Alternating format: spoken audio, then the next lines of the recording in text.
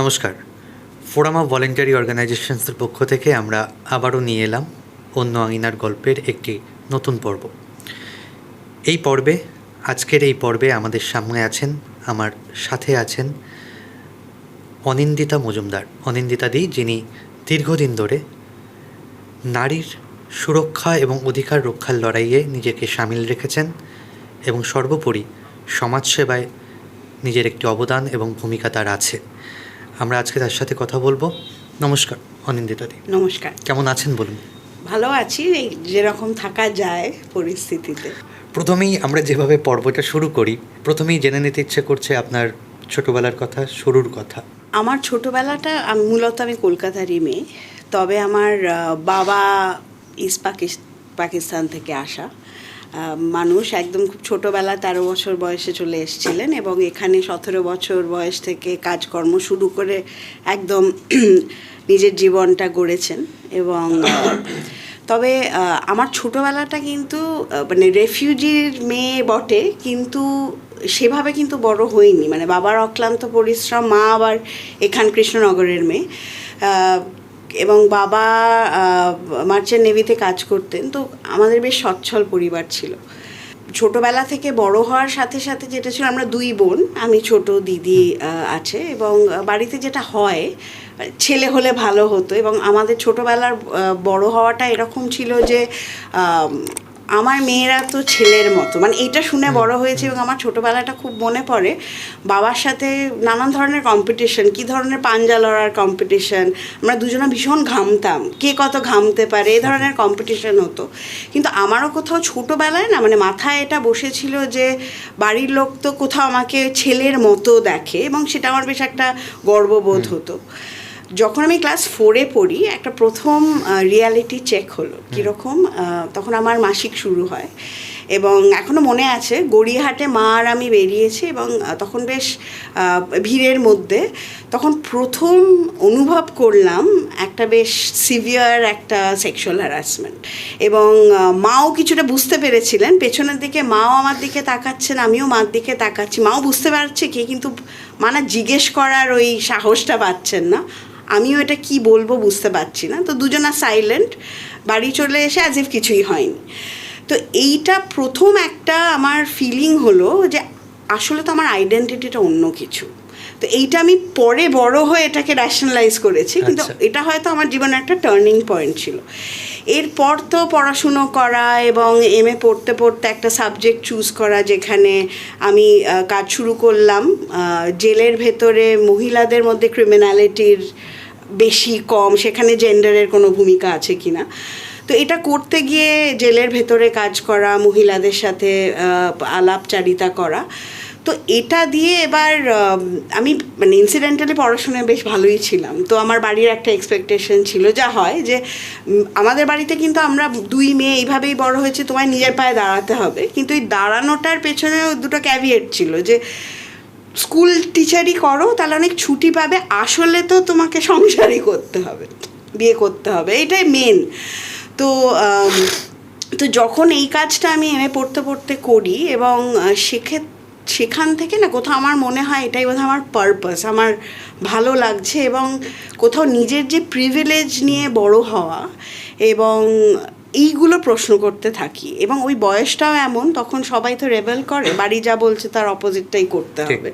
তো বাড়ির এক্সপেকটেশন, ভালো রেজাল্ট করেছো তো তুমি তো বাইরে পড়তে যাবে, এই করবে, তো করবো না, মানে এই জায়গা থেকে লড়াই, কিছুটা বাবা মাকে টাইট দেবো বলে। কিন্তু আসলে কিন্তু আমার পারপাসটা আস্তে আস্তে ডিফাইন হয় যে এটাই করতে চাই। এবং তারপরে আমি শুরু করলাম, ওই আমার MA শেষ হলো, কিন্তু ওই যে একটা সংগঠনের হাত ধরে জেলগুলোতে যাওয়া, কারেকশনাল হোমগুলোতে যাওয়া শুরু হলো, ওই কাজটাই এবার ঢুকে পড়লাম।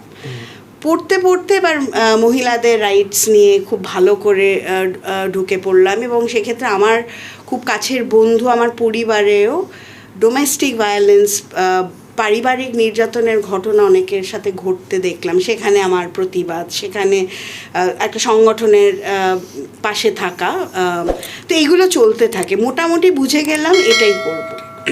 এবং প্রথম চাকরির মাইনে 2000 টাকা, এবং সেটা বহু বছর ওই মাইনেই চললো। মানে বুঝতে পারতাম, মানে বাবা মা খুব ডিসঅ্যাপয়েন্টেড, যেখানে সবাই এগিয়ে গেছে। তো আস্তে আস্তে পরে ওনাদের বাধ্য হলেন আর কি অ্যাকসেপ্ট করতে। তো এটা আমার ছোটোবেলা এবং আমার কর্মজীবনে ঢুকে যাওয়ার গল্প। এবং তারপরে প্রত্যেকটাই এখনো বোধহয় যা করে যাচ্ছে এখনো অনেকটা ওই রেবেল জায়গা থেকেই চলে আসছে, মানে একদম অফ দ্য ট্র্যাক। এবং কোথাও আর কি প্রশ্ন করা, কারণ কোথাও তো আমার মানে একটা চেঞ্জ তো বটে। প্রথমে আমি অথরিটিকে চ্যালেঞ্জ করেছি, এখন তো আমিও কিছু কিছু জায়গায় অথরিটির জায়গায়, এবং এখন তো পাওয়ারের কিছু জায়গা আমার হাতে, তো আমিও চ্যালেঞ্জড হই। তো এটা আর কি সবসময় অন দ্য গ্রাউন্ড, মানে মাটিতে পাটা আমার আশেপাশে যারা আছে মানে রাখায়, প্রশ্ন করায়, আমিও ওই জায়গাটা ফিরে দেখি, আরে এটা তাহলে কি করলাম। তো আমার দুটি যমজ ছেলে আছে এবং খুব সম্প্রতি আমাদের প্রচুর আর্গুমেন্ট হয়। হ্যাঁ, তো খুব সম্প্রতি একটা মানে মজার ঘটনাই বলবো। খুব রিসেন্টলি ওদের কলেজে ভর্তি হওয়া নিয়ে কথা চলছে, এবং তা আমাদের এই রিজার্ভেশন নিয়ে প্রচুর আলাপ আলোচনা চলছিল। তো তো সেখানে আমি ওদেরকে চ্যালেঞ্জ করছিলাম যে আমরা বলি আমরা জাতিগত বা বর্ণগত কোনো, আমরা সবাইকে মেনে নিই, এটা যে একটা প্রিভিলেজের জায়গা। আমরা আমাদের বাড়িতে যারা কাজ করেন, আমাদের যারা শ্রমজীবী মানুষ আছেন, তাদের আসলে আমরা কিভাবে দেখি, কিভাবে ব্যবহার করি। তো আমি যখন এটা বলছিলাম ওদেরকে যে আমারও তো অনেক চেঞ্জ হয়েছে, সবটা তো ছেড়ে দিতে পারিনি, বলতে পারবো না যে কোনো বৈষম্য করি না। তো সেখানে আমার ছেলেরা মানে প্রচণ্ড অ্যাফেক্টেড এবং কান্নাকাটি শুরু করলো, তুমি তো আমরা ভেবেছিলাম তুমি অ্যাটলিস্ট সবাইকে নিয়ে চলবে, তুমি এরম বলছো। তো এইটা একটা বোধ যে আমরা তো সব অ্যাকচুয়ালি, সেটা লিঙ্গ সমতা বলি বা বর্ণের সমতা বলি, এটা তো একটা ইভলভিং জিনিস। আমরাও তো এভাবে বড় হয়েছি, এবং ছেড়ে দেওয়ার এটা তো একটা প্রক্রিয়া, এবং তো অ্যাকসেপ্ট করতে হবে, কোথাও ছাড়তে পারিনি। তো এটাই মেসেজ আমি ওদেরকে দিই যে তোরা হয়তো দেখেছিস একটা জায়গা থেকে শুরু করবি, তোদের জেনারেশনটা এটাই এক্সপেকটেশন যে বোঝাগুলো আমরা নিয়ে চলছে আর কনসিয়াসলি ছেড়ে দিতে হচ্ছে, তোরা একটু এগিয়ে। তো মানে এটাই মানে শিখেছে। এই জন্যই বললাম যে এখন তো অনেকটা ওইদিকেও আছি, প্রশ্ন হয়, তো চলছে এভাবে। এই প্রশ্ন করা প্রসঙ্গে আমার একটা প্রশ্ন আছে, সেটা হচ্ছে যখন আপনি বললেন যে আপনার মধ্যে হঠাৎ করে একটা চেঞ্জ হতে শুরু করলো, হঠাৎ আপনি you become to be rebel, একটা অফ দ্য ট্র্যাক একটা আপনি বেছে নিলেন। তো সেই সময় তো আপনাকে অনেক প্রশ্ন করতে হয়েছে, আপনার পরিবার বলুন বা আপনার আশেপাশের অ্যাম্বিয়েন্সের সারাউন্ডিংয়ে যারা আছে তাদেরকে অনেক প্রশ্ন আপনাকে করতে হয়েছে। সেই প্রশ্নগুলো যখন আপনি করেছেন, সেটা কি তাদের কোনো রকম অস্বস্তিতে ফেলেছে, বা সেই উত্তর কি আপনি যথাযথ পেয়েছেন? অফকোর্স এ ধরনের অনেক লড়াই হয়েছে, মানে মাসের পর মাস হয়েছে কথা বলা বন্ধ। এগুলো তো হয়েইছে, তর্ক বিতর্ক, এবং মানুষজনও কীভাবে দেখেছে, কেমন ধরনের, বিশেষ করে মেয়ে আমি, এগুলো তো হয়েছেই।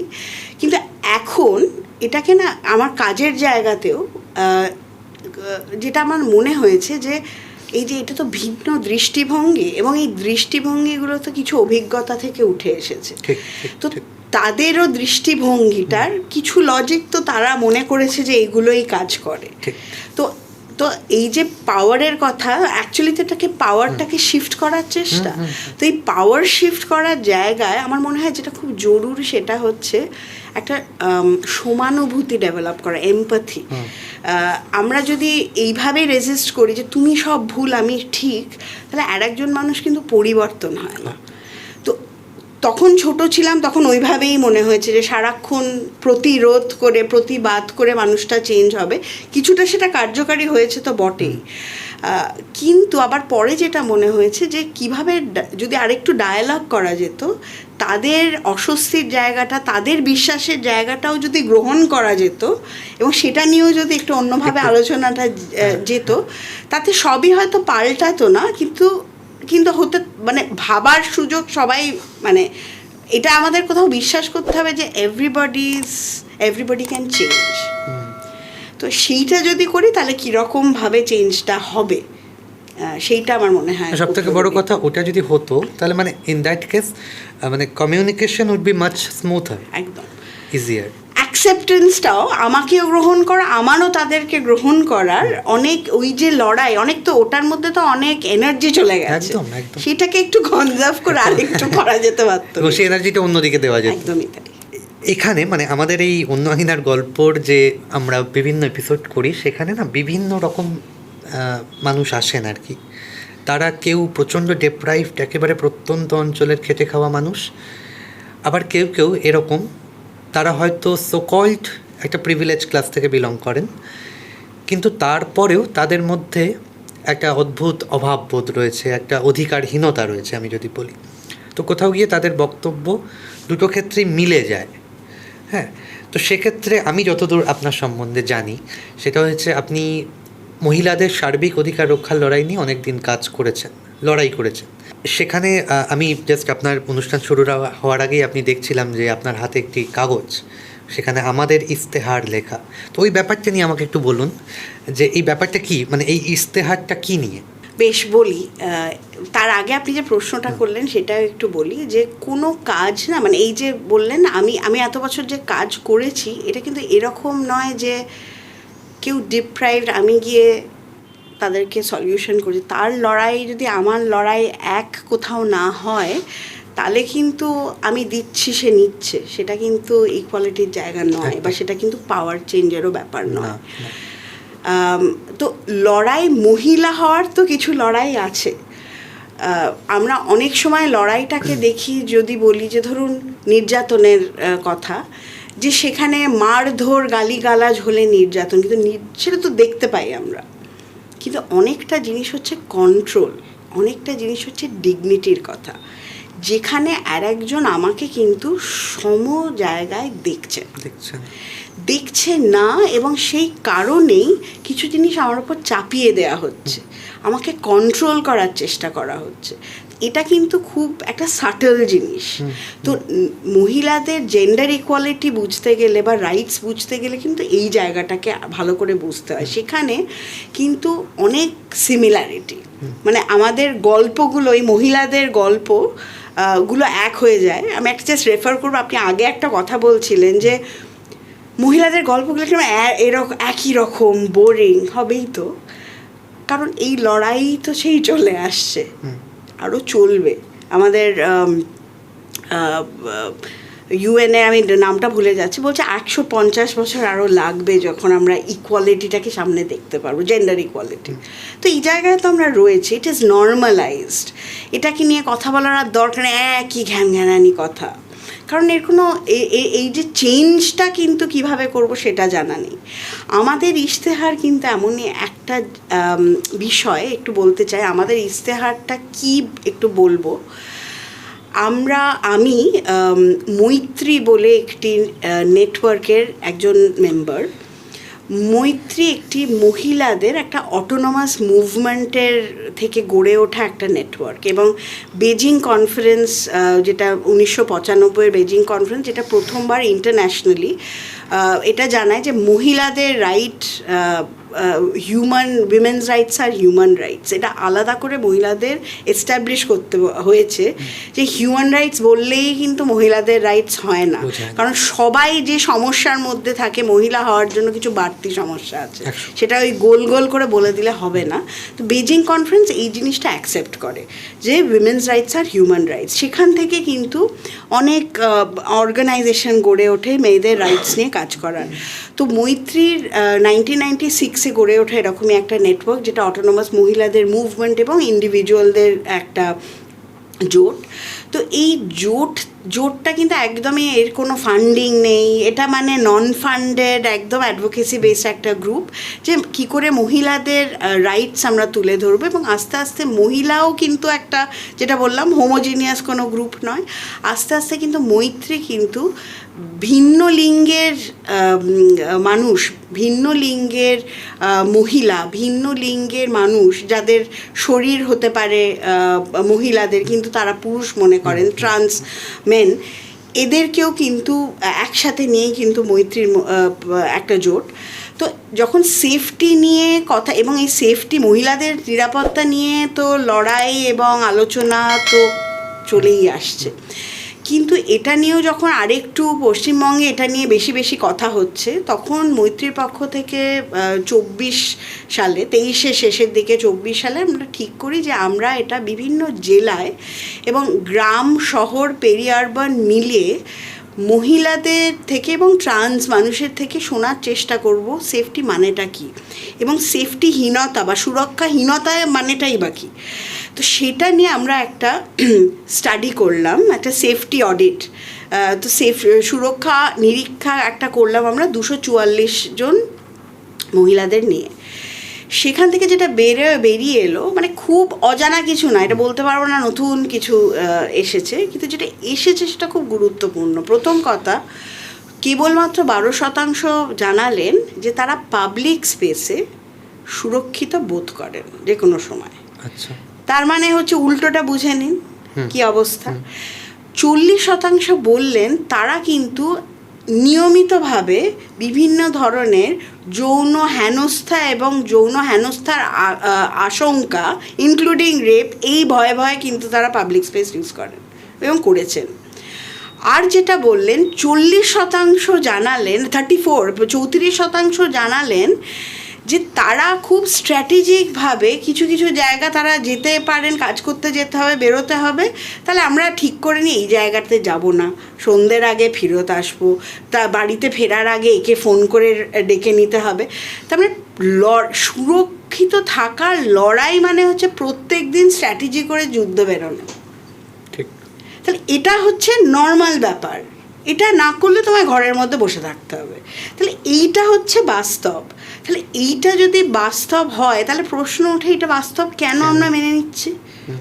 এটা নারী পুরুষ মিলেই সব, মানে যাদের বাড়িতেও মহিলারা আছে তারাও মানছেন তো এটা। তাহলে এটা মেনে নেওয়ার জায়গাটা কি, এটা আমরা খোঁজার চেষ্টা করলাম। তাহলে কোথায় অ্যাকচুয়ালি জায়গাটাকে ধরতে হবে, পলিসির জায়গায় এবং পলিটিক্সের জায়গায় কোথায়, হোয়াট ইজ মিসিং, সেইটা করার জন্য তখন আমরা ভাবলাম তাহলে আর একটা কাজ করতে হবে।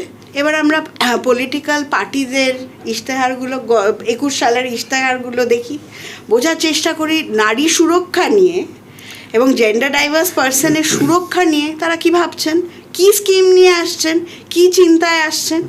তো সেইটার জন্য আমরা তখন সেই স্টাডিটা করলাম এবং আমরা দীর্ঘদিন ধরে যেহেতু মাঠে নেমে কাজটা করছি, তো মহিলাদের কোনো ধরুন সেফটি নিয়েই তো মনে হয় ভায়োলেন্সের ঘটনা।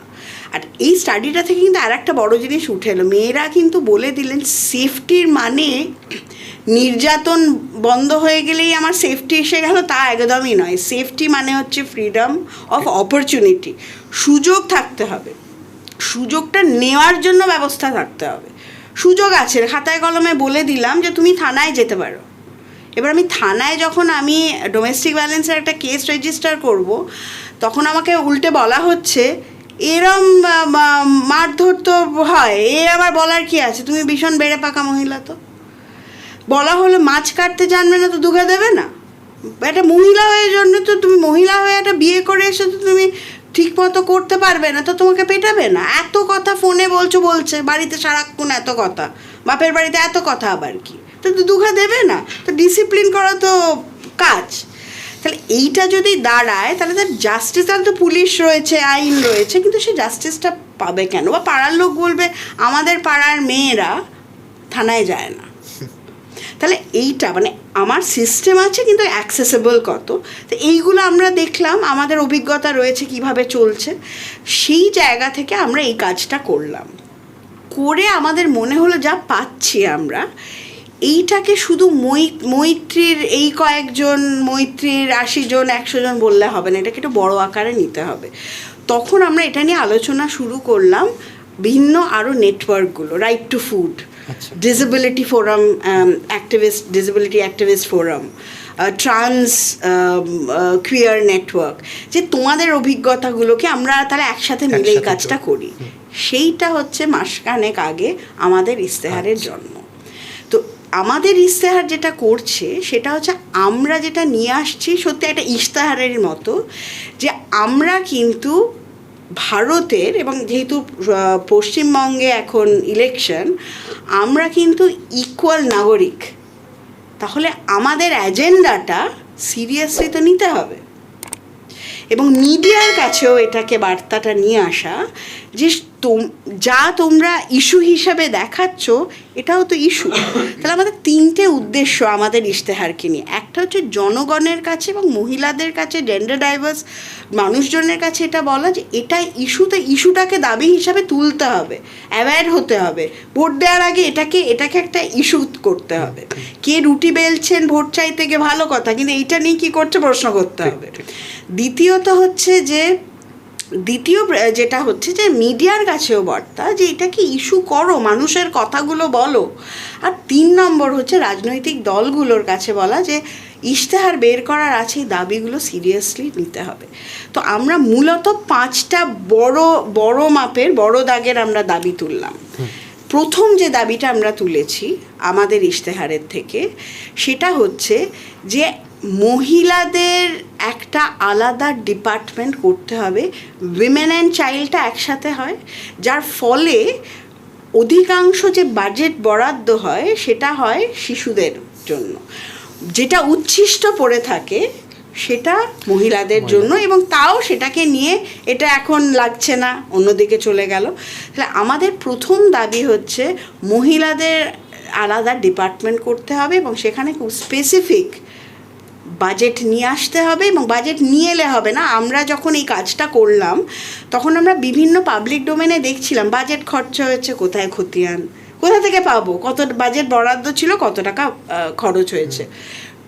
ভায়োলেন্সের ঘটনাগুলো এনসিআরবির তথ্য থেকে আমরা দেখতে পাই, কিন্তু এনসিআরবির তথ্য থেকে যে দেখছি, এবার আমি যদি প্রশ্ন করি, আচ্ছা এই যে ডোমেস্টিক ভায়োলেন্স হয়েছে, ডোমেস্টিক ভায়োলেন্স মানে কিন্তু শুধু শ্বশুর বাড়িতে ভায়োলেন্স নয়, বাপের বাড়িতেও যা ভায়োলেন্স সেটাও ইনক্লুডেড।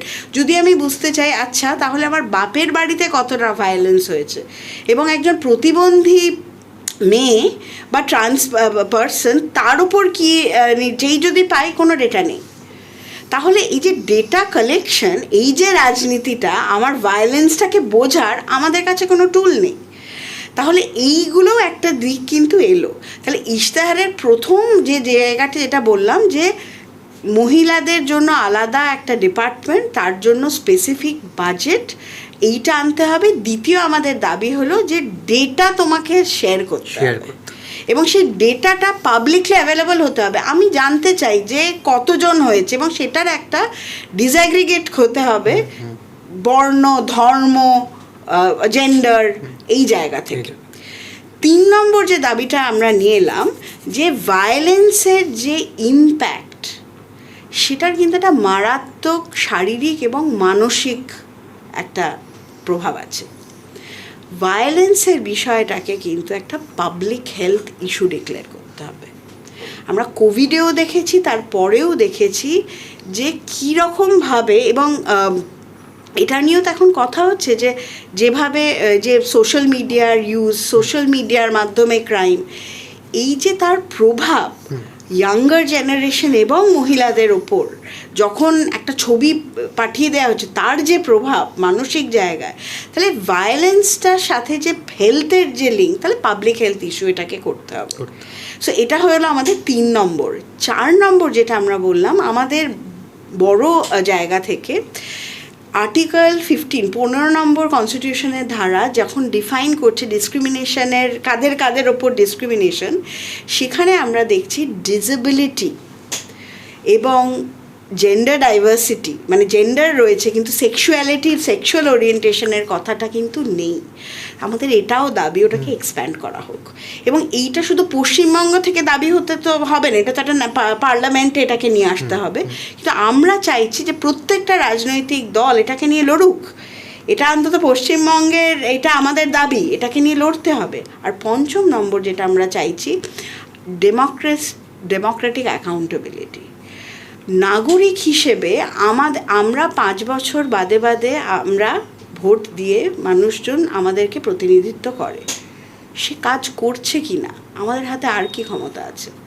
কেউ চাইলো 5 বছরে আর এলোই না, পরের বার আবার ভোট চাইতে এলো। আমরা এই অ্যাকাউন্টেবিলিটিটা চাইছি। রাইট টু রিকলের কথা তো উঠছে, পার্লামেন্টে উঠছে, আমাদেরও এটা দাবি যে আমাদেরকে ক্ষমতা দেয়া হোক, কাজ করছো না সরিয়ে দেবো। মহিলাদের ওপর কোনো প্রতিনিধি দলবদল করছেন, সরিয়ে দেব। কোনো প্রতিনিধি মহিলাদের ওপরে নির্যাতন করছেন, আমাদের হাতেই ক্ষমতা থাকবে। তো এই জায়গা থেকে কিন্তু আমরা করছি। এবং রিসেন্টলি যে পাস হয়ে গেল লোকসভা এবং রাজ্যসভা থেকে ট্রান্সজেন্ডার বিল, এখন অ্যাক্ট করে দেওয়া হলো, এটার আমরা তীব্র বিরোধিতা করছি। এই যে পুরো ভাষাটাই চেঞ্জ করে দেওয়া হলো, যে একজন ট্রান্সজেন্ডার মানুষে নিজে ঠিক করতে পারবে না, মেডিকেল বোর্ড ঠিক করে দেবে সে ট্রান্সজেন্ডার কিনা। এই ক্ষমতাটা কি করে রাষ্ট্র নিতে পারে? ঠিক। তো এই আমাদের মূল 5টা আমাদের দাবি।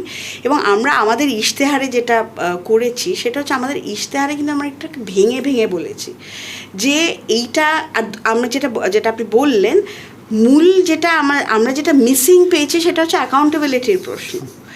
একটা হচ্ছে, যখন সরকার যেই ফর্ম করুক না কেন, তার একটা অ্যাকাউন্টেবিলিটি থাকবে টুয়ার্ডস সিটিজেন্স। আর এই শুধু শাসক দল বা সরকার দায়বদ্ধ হলেই হবে না। আর একটা বড় ইনস্টিটিউশন হচ্ছে পলিটিক্যাল পার্টি। 100বার। তো তাদের মধ্যে কিন্তু যে প্রিন্সিপাল, সংবিধানের প্রিন্সিপাল নিয়ে তারা লড়ছেন, তাদের দায়বদ্ধতাটা কোথায়?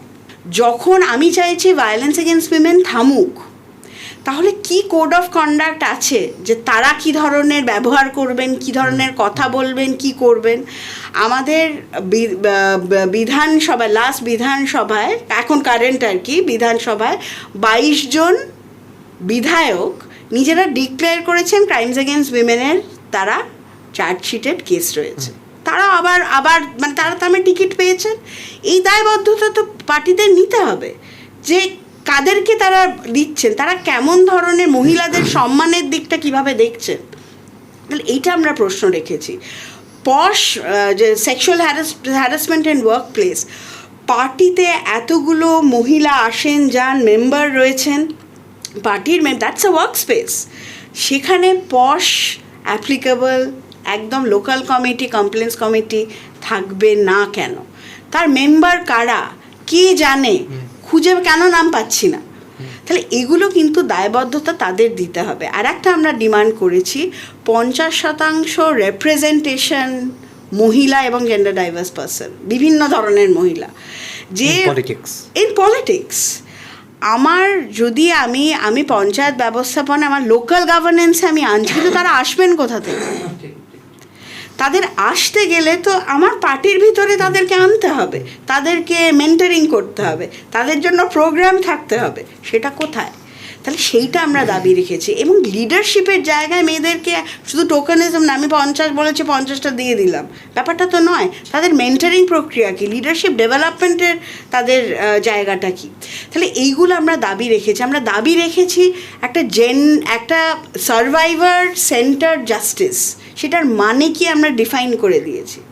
একজন মহিলা বা জেন্ডার ডাইভার্স পার্সনের ওপর একটা ক্রাইম ঘটেছে, ধরুন মনে করুন 18 বছর বয়সে, এবার সে কেস ফাইল করে, কেস লড়ে, আজকে আমরা এটাও বলবো কনভিকশন রেট, এনসিআরবি বলছে যে পশ্চিমবঙ্গে ক্রাইমস এগেনস্ট উইমেন হচ্ছে 23 সালে 34,000, কনভিকশন রেট হচ্ছে 3.7%, মানে 100 জনের মধ্যে 4 জন।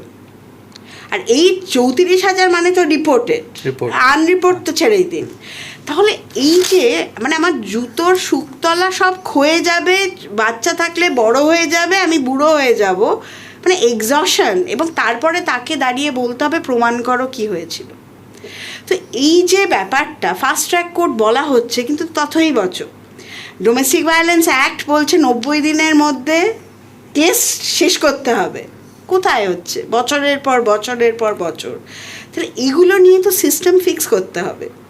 এগুলো নিয়ে বলা স্পেসিফিকভাবে, এটি ট্রমা কাউন্সেলিং, তার জন্য টাকা কোথায়, ট্রেন্ড হয়েছে কি না, এই দায়বদ্ধতাগুলো হতে হবে। তো এই ধরনের আমরা মোটামুটি 8টা গভর্নেন্সের থেকে আমাদের দাবি আমরা রেখেছি, আর পলিটিক্যাল পার্টিদের থেকে আমাদের 4টে দাবি আছে, যেটা আমরা বলছি যে এটা কিন্তু করতে হবে, না হলে ভোট পাবে না। সো অ্যাকাউন্টেবিলিটিটা নেগোশিয়েবল নয়, সেফটিটা কোনো প্রিভিলেজ নয়, safety is a fundamental right, and we are legitimate and equal citizens, সেইভাবে দেখতে হবে।